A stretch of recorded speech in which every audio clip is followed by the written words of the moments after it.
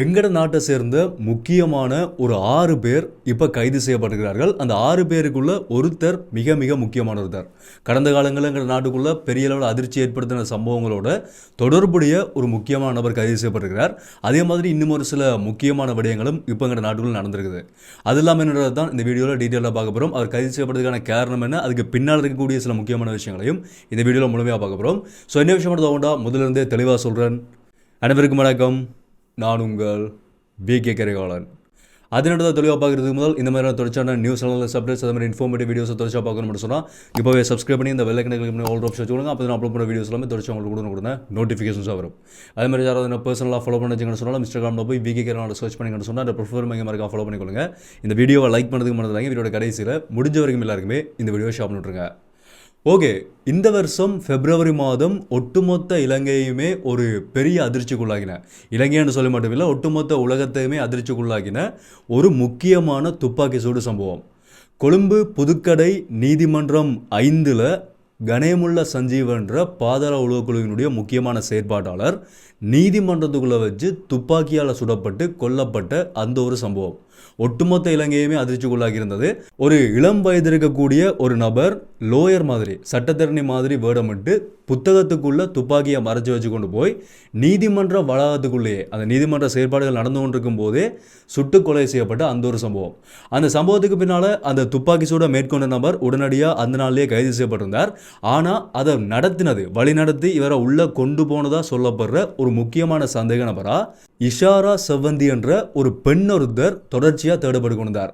ஆரம்பத்தில் அவருடைய புகைப்படங்கள் அவருடைய அடையாளங்கள் எல்லாம் வெளிப்படுத்தப்பட்டு இலங்கை முழுக்களுமே தேடப்பட்டு கொண்டார். அதுக்கு பிறகு ஒருவேளை வெளிநாட்டுக்கு தப்பி போயிருக்கலாம் என்ற ஒரு சந்தேகத்தில் அந்த துப்பாக்கி சூட மேற்கொண்ட நபரும் உடனடியாக வெளிநாட்டுக்கு தப்பி போக நினைச்ச நேரத்தில் தான் கைது செய்யப்பட்டிருந்தார். அதே மாதிரி இவர் ஏற்கனவே தப்பி போயிருக்கலாம் என்ற ஒரு சந்தேகத்தில் வெளிநாடுகளில் இவரை தேடுறதுக்காக இன்டர்போலுக்கு இவனுடைய ஃபோட்டோஸ் இவர் சம்பந்தமான தகவல்களை கொடுத்த நேரத்தில் நேற்று நேபாளத்தில் வச்சு இந்த இஷாரா செவ்வந்தி ஒரு வீட்டில் வச்சு கைது செய்யப்படுகிறார். இன்டர்போலால் கைது செய்யப்படுகிறார். இவரோட சேர்த்து 4 பேர், மொத்தம் 5 பேர் இவருக்கு அடைக்கலம் கொடுத்து வச்சிருந்ததுக்காக 5 பேர் கைது செய்யப்படுகிறார்கள். இதுக்குள்ள என்ன இன்னொரு அதிர்ச்சிகரமான சம்பவம் என்று சொன்னால், அவரோட கூட கைது செய்யப்பட்டவர்களில் 2 பேர் யாழ்ப்பாணத்தை சேர்ந்த தம்பதிகளாக சொல்லப்படுது. அதே மாதிரி இன்னும் 2 பேர் வந்து கம்பகா மாவட்டம் அதே மாதிரி நுகைகொட பகுதிகளை சேர்ந்தவர்களாகவும், இவர்கள் 4 பேருமே ஏற்கனவே கைது செய்யப்பட்ட இந்தோனேஷியாவில் கைது செய்யப்பட்ட அந்த பாதாள உளவுக்குழுவினுடைய செயற்பாளர் இப்போ விசாரணையில் இருக்கக்கூடியவர்கள் இருக்கார்களானே கெகல் பெத்ர பத்மே என்றவர் அவரினுடைய நண்பர்களாக சொல்லித்தான் அந்த 4 பேரும் கைது செய்யப்பட்டு இவருக்கு அடைக்கலம் கொடுத்து வச்சிருந்ததுக்காக இவரை பாதுகாத்து வச்சிருந்ததுக்காக தான் இந்த 5 பேரும் இப்போ கைது செய்யப்படுகிறார்கள். முக்கியமான அந்த வழக்கினுடைய ஒரு திருப்பமாக இவருடைய கைது இப்போ அமைய போகிறதா சொல்லப்பட்டிருக்குது. நாளைக்கு இவர் நாட்டுக்கு கொண்டு வரப்பட போகிறார். ஏற்கனவே இந்தோனேஷியாவில் நடந்த அந்த அதிரடி கைது மாதிரி தான் இந்த பெண்ணினுடைய கைதும் இப்போ நடந்திருக்குது. நாளைக்கு இவர் கொண்டு வரப்பட்டதுக்கு பிறகு இவர்கிட்ட மேற்கொள்ளப்பட போகிற விசாரணைகள் இருந்தும் நிறைய தகவல்கள் வெளியாகும் என்று சொல்லி ஒரு விடயம் எதிர்பார்க்கப்படுது. ஏன்னு சொன்னால் நீதிமன்றத்துக்குள்ளேயே நடந்த இந்த ஆழ்வார் படத்தில் மாதிரி புத்தகத்துக்குள்ளே துப்பாக்கியை வச்சு கொண்டு போய் நீதிமன்றத்துக்குள்ள ஒரு துப்பாக்கி சூடு நடந்திருக்குன்னு சொன்னால் இது சாதாரண விஷயமா இருக்காது. இதுக்கு பின்னால் பெரிய அளவிலான செயற்பாடுகள் நடந்திருக்கும்னு சொல்லி தான் சந்தேகிக்கப்பட்டு இந்த வழக்கு இப்போ போய்கொண்டிருக்குது. ஓகே, இந்த 5 பேரை தாண்டி அடுத்ததாக கைது செய்யப்பட்டிருக்கிற 6வது நபர் யாருன்னு சொன்னால் பஸ் லலித் என்று சொல்லப்படுற லலித் கண்ணங்கரான்ற இன்னொரு குற்றவாளி. இவர் துபாயில் வச்சு கைது செய்யப்படுகிறார். இவரும் ஒரு பாதாள உளவுக்குழுவினுடைய ஒரு செயற்பாட்டாளராக சொல்லப்படுறவர். இவர் எப்படி என்று சொன்னால் வர்த்தகர்களை இந்த பிஸ்னஸ் பண்ணுறாங்களை மிரட்டி கப்பம் கேட்ட இடத்துல 5 பேரை கொலை செய்த வழக்கில் தான் இவரும் தேடப்பட்டு கொண்டிருக்கிறார். இவர்கள் 6 பேருமே இன்டர்போலால் தான் கைது செய்யப்பட்டிருக்கிறார்கள். இதுக்கு பின்னால் இருக்கக்கூடிய இன்னொரு விடயம் என்னென்னு சொன்னால் மொத்தம் 40 பேர் இலங்கையை விட்டு வெளியில் தப்பி போய் குற்றவாளிகளாக நிரூபிக்கப்பட்டு இன்டர்போலால் தேடப்படுறவர்கள் மொத்தம் 40 பேராகவும் அதுக்குள்ளே 18 பேர் இப்போ வரைக்கும் இன்டர்போலால் கைது செய்யப்படுகிறார்கள். இந்த இந்தோனேஷியாவில் கைது செய்யப்பட்டவர்கள் மாதிரியே தொடர்ச்சியாக வெளிநாடுகளில் இலங்கையிலிருந்து தப்பி போனவர்கள் இன்டர்போலால் தேடப்பட்டு கைது செய்யப்பட்டு கொண்டே வரார்கள். அதுக்குள்ளே தான் இந்த 6 பேரும் இப்போ நேற்றும் இன்றைக்கும் இலங்கையில் கைது செய்யப்படுகிறார்கள். அதாவது வெளிநாட்டில் கைது செய்யப்பட்டு இலங்கைக்குள்ளே கொண்டு வரப்பட போகிறார்கள். அடுத்து இப்போங்கிற நாட்டுக்குள்ளே பேசப்படக்கூடிய இன்னொரு முக்கியமான விடயம் என்னென்னு சொன்னால் இலங்கையினுடைய முன்னாள் ஜனாதிபதி கோட்டபாய ராஜபக்ச அவர் தன்னுடைய உத்தியோகபூர்வமான முகநூலில் ஃபேஸ்புக்கில் ஒரு பதிவை வந்து வெளியிட்டிருக்கிறார். என்னென்னு சொன்னால் நேற்றிலிருந்து இலங்கைக்குள்ள ஒரு பக்கமாக பேசப்படக்கூடிய ஒரு விடயம் என்னென்னு சொன்னால் கதிர்காமத்தில் இருக்கிற மெனிக் நதிக்கு பக்கத்தில் இருக்கக்கூடிய ஒரு வீடு கோட்டபாய ராஜபக்சவுக்கு சொந்தமான ஒரு வீடு என்று சொல்லி ஒரு பிரச்சனை வந்து போய்கொண்டிருக்குது. அந்த பிரச்சனையில் அவர் இன்றைக்கு வெளியிட்டிருக்கக்கூடிய தன்னுடைய பக்க பதிவு என்னன்னு சொன்னால், அந்த வீட்டுக்கும் தனக்கும் எந்த ஒரு சம்பந்தமுமே கிடையாது. இது வந்து பொய்யா பேசப்பட்டு கொண்டிருக்கக்கூடிய ஒரு விடயம், செய்திகளில் பரப்பப்படுறது. அது ஒரு பொய்யான விடயம். அதில் ஜி ராஜபக்ச என்ற ஒரு நபர் தன்னுடைய வீட்டுக்கான மின்சார இணைப்பை பெற்றுக்கொள்றதுக்காக ஒரு கடிதம் கொடுத்ததாகவும், அந்த கடிதத்தில் தான் ஜி ராஜபக்சன்ற பேர் அங்கே மென்ஷன் பண்ணப்பட்டிருக்கே தவிர மற்றபடி அது கோட்டபாய ராஜபக்சன்ற பேர் கிடையாது. இவர்கிட்ட இது தொடர்பாக இலங்கையினுடைய சிஐடியினரால் குற்றப்புலனாய்வு பிரிவினராலையும் விசாரணைகள் மேற்கொள்ளப்படுகிறது.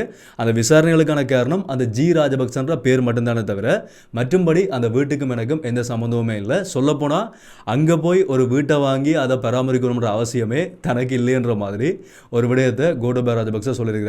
எங்கெங்கெல்லாம் சொத்துக்கள் இவர்களுக்கு இருக்குதுன்ற தேடுதல்கள் வந்து தொடர்ச்சியாக நடந்து கொண்டு இருக்குது. அந்த தேடுதல்களில் வெளியாகின கசிஞ்ச ஒரு முக்கியமான விடயம்தான் கதிர்காமத்தில் இருக்கக்கூடிய இந்த ஒரு வீடு. ஏற்கனவே மஹிந்த ராஜபக்சவினுடைய மகன், அதே மாதிரி இன்னும் முக்கியமான ஒரு சிலர் ராஜபக்ச குடும்பத்தை சேர்ந்தவர்கள் இந்த சொத்து வழக்குகளில் தொடர்ச்சியாக பிரச்சனைகளுக்கு முகம் கொடுத்து கொண்டு வரார்கள். அந்த அடிப்படையில் தான் கோட்டபாய ராஜபக்ச இதுக்கும் எனக்கும் எந்த சம்பந்தமே இல்லைன்ற மாதிரி ஒரு விடயத்தை வெளிப்படையாக சொல்லியிருக்கிறார். இப்போ அந்த சொத்து வந்து முழுமையாக அரசாங்க சொத்தாக மாற்றப்பட்டிருக்குது. அடுத்த கடைசி முக்கியமான அப்டேட் என்னென்னு சொன்னால், இலங்கைக்குள்ள 35 வருடங்களாக இராணுவ முகாம் போடப்பட்டிருந்த அம்பாறையினுடைய காரை தீவு இப்போ திரும்பவும் மக்களுக்கே அந்த இடம் கையளிக்கப்பட்டிருக்குது. தொடர்ச்சியாக இராணுவ கட்டுப்பாடுக்குள்ளே இருந்த அந்த பகுதிகள், அங்கே இருக்கக்கூடிய லைப்ரரி கட்டிடம், அதே மாதிரி பிரதேச சபைக்கு உட்பட்ட பகுதிகள் எல்லாமே திரும்பவும் 35 வருடங்களுக்கு பிறகு உத்தியோகபூர்வமாக இப்போ மக்களுக்கு கையளிக்கிற நிகழ்வு வந்து இப்போ நடந்திருக்குது. முழுமையாக இராணுவத்தினர் அங்கேருந்து வெளியேறதா ஒரு விடயம் சொல்லப்படுகிறது. ஸோ தொடர்ச்சியாக ஏனைய பகுதிகளில் இருக்கக்கூடிய இராணுவத்தினரும் வடக்கில் இராணுவத்தினர் தேவையில்லைன்னு சொல்லி இப்போ ஆட்சிக்கு வந்தவர்களே ஆட்சிக்கு வர முதல் ஒரு கருத்தை வந்து வெளியிட்டிருந்தார்கள். அதே மாதிரி வடபகுதியில் இருக்கக்கூடிய இராணுவத்தினரும் வெளியேற்றப்படுவார்களாக இருந்தால் அந்த இடங்களும் மக்களுக்கு திரும்பவும் கையளிக்கப்படும். பொறுத்திருந்து பார்க்கலாம். ஸோ இந்த விஷயங்களை தான் இந்த வீடியோவில் நான் கூட ஷேர் பண்ணி கொண்டு வச்சிருந்தேன். ஒரு முக்கியமான அப்டேட் என்றபடி அந்த வீடியோவில் ஷேர் பண்ணியிருக்கிறேன். இதை பற்றி உங்களுடைய கருத்துக்களை நீங்கள் தாராளமாக கமெண்ட்டில் சொல்லிக்கலாம். தொடர்ச்சியான வரக்கூடிய எல்லா அப்டேட்ஸையும் வந்து உடனுக்குடனே நீங்கள் தெரிஞ்சு கொள்ளணும்னு சொன்னால் சப்ஸ்கிரைப் பண்ணாமல் இருந்தீங்கன்னு சொன்னால் சப்ஸ்கிரைப் பண்ணி இந்த பெல்லைக்கனை கிளிக் பண்ணி ஒரு ஆப்ஷன் சொல்லுங்கள். அப்போ நான் அப்லோட் வீடியோஸ் எல்லாமே தொடர்ச்சி உங்களுக்கு கொடுத்த நோட்டிஃபிகேஷன்ஸாக வரும். ஸோ மீண்டும் ஒரு வீடியோவில் சந்திப்போம். நன்றி. நீங்கள் அடிக்கடி செய்திகளில் சுங்கத் திணைக்களம், சுங்கச்சாவடி, சுங்கத்தில் இவ்வளவு போதைப் பொருள் மாட்டினது, சுங்கத்தில் இவ்வளவு தங்கம் கடத்தப்பட்ட நேரத்தில் கண்டுபிடிக்கப்பட்டது என்று சொல்லி சுங்கம் என்ற ஒரு பேரை வந்து நீங்கள் செய்திகளில் அடிக்கடி கேள்விப்பட்டிருப்பீங்க. கஸ்டம்ஸ்.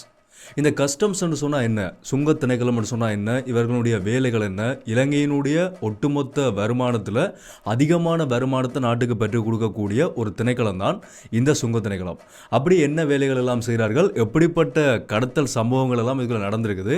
சொல்லப்போனால் படங்கள் எல்லாம் நீங்கள் பார்த்துருப்பீங்க. சுங்கம் தான் இருக்கிறதுலையே அந்த உள்ளுக்குள்ளே இருக்கக்கூடிய அதிகாரிகளுக்கும் அதிகமான வருமானத்தை கொடுக்கக்கூடிய ஒரு துறைன்னு சொல்லப்படுற ஒரு துறை. அதுக்குள்ளே போகிறதுக்கே அதிகமானாக்கள் ஆர்வமாக இருக்கிறான்னு சொல்லி கூட நிறைய படங்கள் நாங்கள் பார்த்துருப்போம். இந்த லக்கி பாஸ்கர் படத்தில் கூட ஒரு சீன் வரும். ஸோ அந்த மாதிரி இந்த சுங்கத்தினுடைய வேலைகள் எப்படிப்பட்டது, எப்படிப்பட்ட செயல்பாடுகள் எல்லாம் இதுக்குள்ள நடக்குதுன்றது தான் இந்த வீடியோவில் முழுமையாக டீட்டெயிலாக பார்க்க போகிறோம். நல்ல ஒரு இன்ட்ரெஸ்டிங்கான வீடியோவாக இந்த வீடியோ முழுமையாக இருக்கும்.